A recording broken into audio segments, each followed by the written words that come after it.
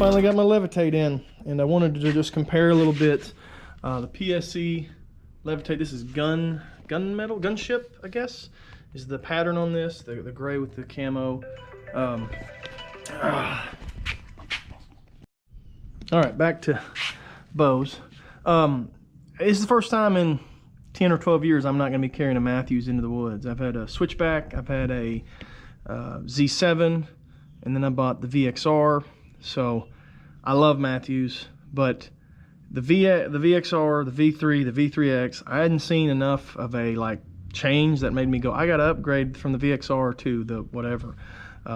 Now, when you went and picked up a Levitate, I went, oh, this is some new technology that I have not had the privilege of using in the past few years. So I just wanted to talk about it a little bit.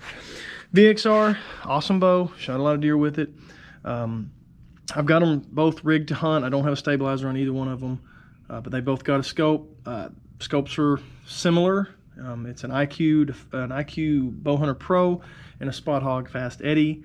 This has an aftermarket grip. This one just has the basic grip. This is all carbon. Levitate's all carbon. Mathews is aluminum. So I wanted to put a scale on them to kind of show you. And again, there's no quiver on them, but that would be the same quiver. So this has the stand on it. Now, you go, well, I don't hunt with that stand on it. When I hunted in ground blinds, I had this engaged limbs on mine every time, because it is a pretty cool feature. So I'll measure it with it, without it, and we'll get an idea of, and I'm using this trusty Rapala fishing scale, which I'm sure is not accurate the least bit, but at least give us an idea on these. So the VXR, gonna come in a little over 5.5, 5 3/4 pounds with the engaged limbs. So not quite 6 pounds with the engaged limbs. Now the Levitate, this Levitate with ready to hunt with everything on it is coming in less than 4.5 pounds. It's 3.5 just bare. So with the QAD Ultra Rest, Spot Hog, ready to hunt, you know, I'm seeing 4.3, 4.4. It's kind of bouncing around a little bit, but less than 4.5 pounds. And I know this isn't accurate, so don't sacrifice me if it's slightly different than what you're getting, because I'm sure this cheap Rapala scale is not accurate.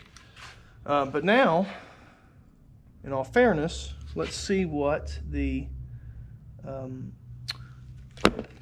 VXR 28 is. The 28, not the big one. So it's the lightest one you're going to find, other than I guess the 27. Without the engaged limbs,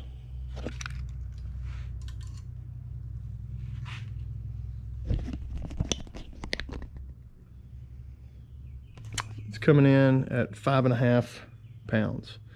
This time it's going to level out at 5.46. It was 5.54 last time or something. So you know, it's coming in right at 5.5 pounds. So we're talking over a pound difference between the two. And at first glance, you go, well, that's not that much of a difference. It's not worth the extra expenditure. But to compare,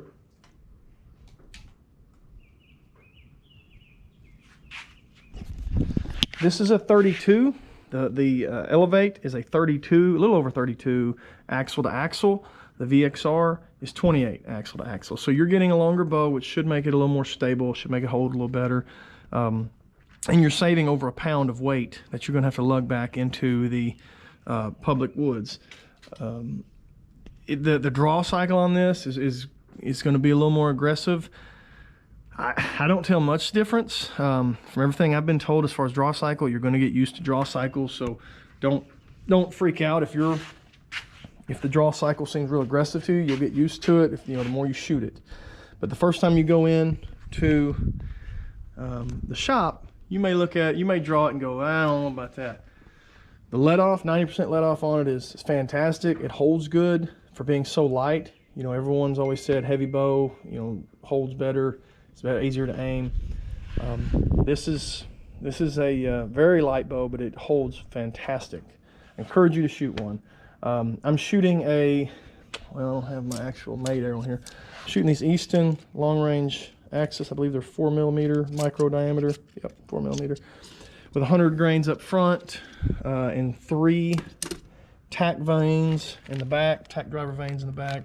My arrows coming in, when I put it on the scale, they're coming in at 420, and when they weighed them at the shop, they were like 411 grains.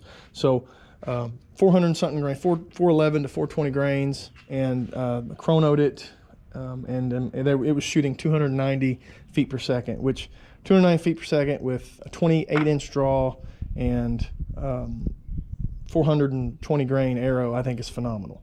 So for that speed, that performance, I think this is a fantastic bow. Huge Mathews fan. I still have a TRX over there in that case. That is my target bow that I love. I love this VXR. I love it enough I sold it to a buddy, so I'm not gonna, it's not gonna go too far away. But really excited about the PSE. I'm gonna fletch a few more arrows. I gotta cut some down. Arrows were too long, but I wasn't sure didn't want to cut them too short, so I'm gonna cut some down a little more, fletch a few more, start getting this Fast Eddie sighted in. Don't let the price tag freak you out. I mean, this was $1,900, which is high, and initially you have sticker shock. But if you go buy a new Mathews, the 33-inch, what is it, V3X, it's going to be $1,200 or $1,300. So I mean, you're talking about an extra $400 or $500 to get a bow that's a lot lighter, it's faster. When you're comparing them, it's, you know, don't let that extra $400 or $500 run you off, because all the bows are getting expensive. Aluminum's getting expensive, so they're all going up. So it's not too far out of that price range. So anyway, I'm really excited about it. I'm happy about it. I think it's done great. I'm hoping it's going to whack some deer this year.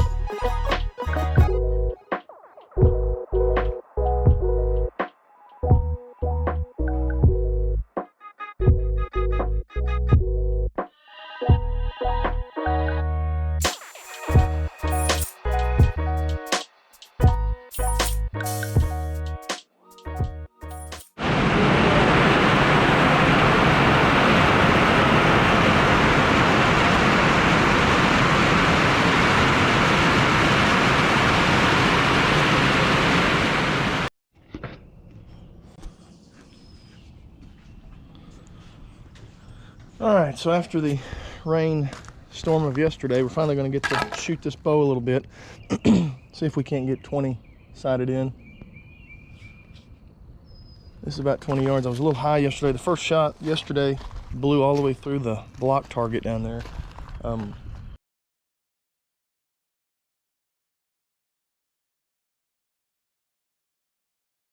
So I've switched it over to the broadhead side. We're going to see if the broadhead side's got a little more stopping power.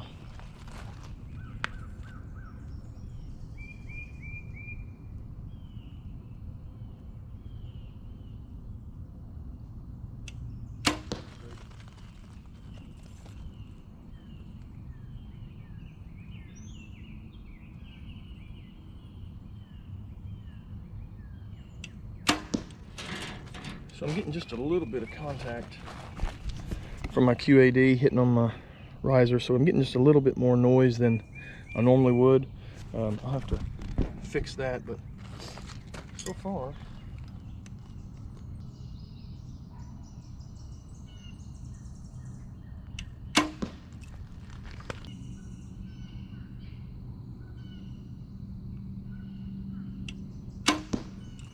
there it is.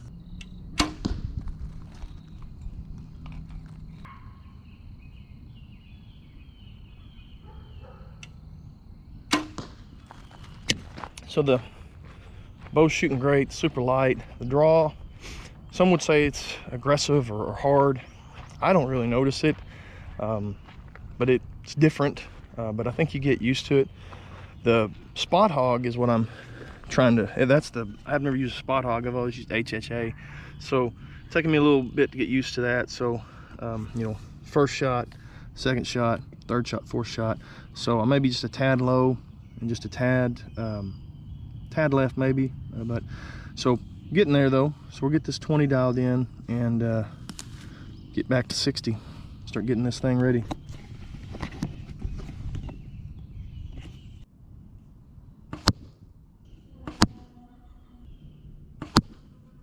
So this one I pulled, I felt it as I let it go. I knew I pulled that one.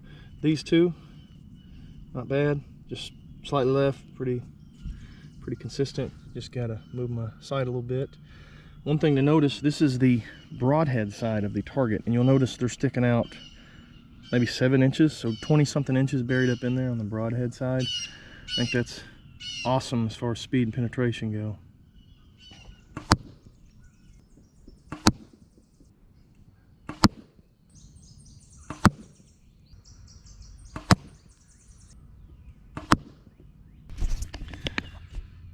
Well, we're getting there, but as you can see, buried another one into the block so far. So I'm gonna have to back that one out. Probably gonna have to get a new block. I guess this one's just too old. It's a year old. Group's getting good though. These two are nice. And this one's not far off. So, I mean, I don't know. I'll shoot a few more times just to make sure it's sighted in like I want. But you know, 9 shots maybe, 9 or 10 shots, and I've got it pretty well sighted in.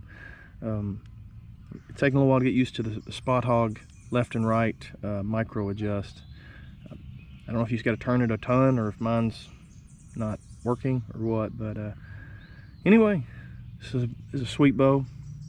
Highly recommend it. Dead in the hand, you don't feel the vibration, quiet. I got just QAD slapping on that. I'm gonna get that fixed, and I got to retune anyway just because I cut these arrows down from 28.5 to 26.5, so they're flying a little different now. They're a little lighter. More re-chrono it and see what they're chronoing now. I would assume they're pretty close to 300 feet per second now. They were 290 at 420 grains. Now they're like 390 something grains, so I'm gonna guess they're up there close to 300. We'll see. And so far as a shooter of a bow, it's fast, it's light, it's quiet, it's awesome. Highly recommend it. My only complaint so far about this PSE Levitate is I'm gonna have to buy a new block target because it is smoking and it's gonna penetrate. Luckily these tack vanes do return to their original shape pretty good. One of these This one you can kind of tell 'cause it's a little flat on bottom. Went through it yesterday, and the veins were wrinkled. They're back to normal shape. This one didn't curl like it originally was, but they did go back to shape. I could shoot it now if I wanted to, and I'm assuming this one will do the same once it kind of, I guess, warms up. I don't know what makes them go back to shape, but you better be prepared to fix some fletchings or buy a new block. It's a fast go.